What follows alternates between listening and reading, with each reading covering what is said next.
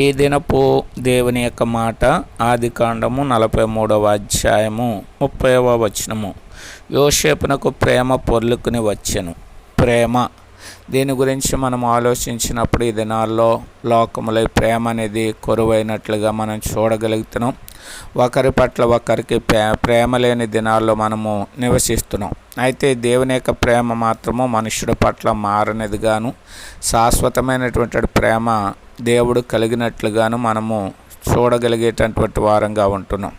ఆయన ఈనాటికి మనుషుల్ని ప్రేమిస్తున్నాడు కాబట్టే మనుషుడు రక్షణ పొందాలని ఆయన ఆశించేటటువంటి వాడుగా ఉన్నాడు. పాపం నుంచి విడుదల పొందాలని ఆయన ప్రేమ కలిగినటువంటి వాడుగా ఉన్నాడు. కాబట్టి దేవుని యొక్క ప్రేమను మనం గుర్తెరిగి, ఆయన యొక్క ఆలోచన ఎరిగి, ఆయన ప్రేమకు లోబడి పాపము నుంచి విడుదల పొంది ఆయన ఇచ్చే ఆశీర్వాదము పొందుదుము గాక.